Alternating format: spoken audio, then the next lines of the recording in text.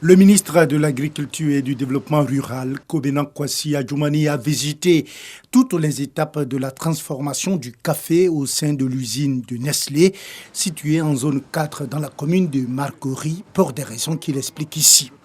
Nous avons reçu la visite de monsieur le PDG de Nestlé. Et à nos bureaux, il nous a fait part de ce que notre production au niveau local est menacée. Menacée parce qu'il y a 10 ans, nous produisions 180 000 tonnes de café. Or aujourd'hui, nous en sommes à pratiquement 70 000 tonnes. C'est une menace grave. Aujourd'hui, cette usine est obligée de s'adresser à l'extérieur pour avoir de la matière première. Selon le ministre, la Côte d'Ivoire est dans une dynamique de relance de sa production nationale de café en quantité comme en qualité.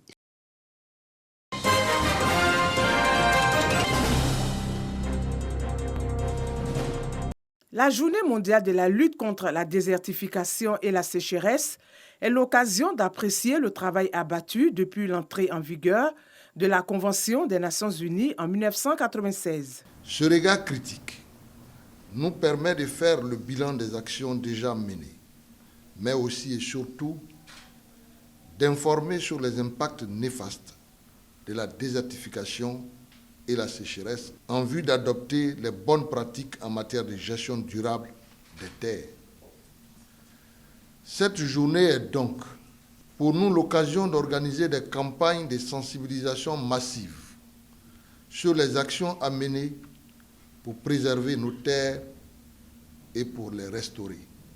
Cette année, le thème est « Restauration, terre reprise ». Restaurer les terres peut grandement contribuer à la reprise économique post-Covid-19. On peut le dire sans se tromper. Investir dans la restauration des terres, créer des emplois et générer des avantages économiques. Fournir des moyens de subsistance à un moment où des centaines de millions d'emplois sont perdus. La restauration vise à la réparation des écosystèmes endommagés.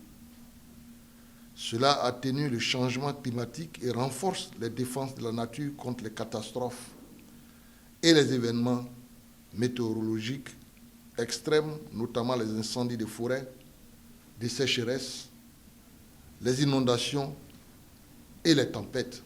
Le ministre Jean-Luc Assis appelle à une prise de conscience de la dégradation des sols.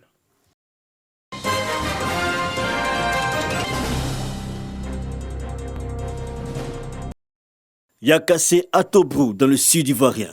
L'Agoya, l'association des ressortissants du Grand Ouest vivant à Yakassé à Tobrou, reçoit l'ONG Lune d'Afrique Côte d'Ivoire. L'organisation amorce ici sa caravane intitulée Mieux vivre ensemble, dédiée à la réconciliation nationale. Vous avez un rôle important.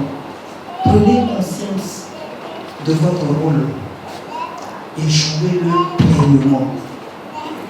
Parce que la paix en Côte d'Ivoire, la réconciliation que nous chérissons tant, elle commence dans chaque famille, elle commence dans chaque foyer. Occasion pour la présidente de l'Une d'Afrique Côte d'Ivoire, Victorine Yaoyoboué, d'inviter les ressortissants du Grand Ouest à Yakassé à Tobrou de rejoindre cette caravane. L'idée soutenue par le président de l'Agoya, Mathieu Digué. Quand il y a un conflit dans un pays, la première victime, c'est la mère. Si elle est à l'origine de la réconciliation, nous pensons que ça serait une réconciliation sincère et vraie, parce qu'elle sait, elle est maîtrise dans sa chair. Et c'est pourquoi nous avons voulu que nos moments de Yakassé, nos moments de Argoya soient à l'origine de cette réconciliation. Parler de réconciliation, une mission citoyenne, l'autorité administrative considère l'action de l'ONG Lune d'Afrique Côte d'Ivoire comme un soutien à l'effort de consolidation de la paix sociale. Prôner la paix et la réconciliation. J'ai décidé d'aller dans tous les villages. Là-bas, j'ai parlé de paix, de développement et de réconciliation. Voilà quelqu'un qui vient aujourd'hui m'aider pour que la réconciliation soit une réalité quotidienne ici à Ayakassi à Togo. Être déterminé en faveur d'un climat social apaisé, l'engagement est aussi pris par les femmes qui l'ont reconnu. Sans autonomisation, pas de réconciliation. Les pionnières de la Goya ont donc reçu des présents et un point d'orgue. Hommage a été rendu à la défunte Iredou Colette, figure de proue du vivrier en Côte d'Ivoire, par l'ONG Lune d'Afrique. Prochaine étape, tout le plus cette région minée par les conflits communautaires et cela du 29 juillet au 1er août prochain.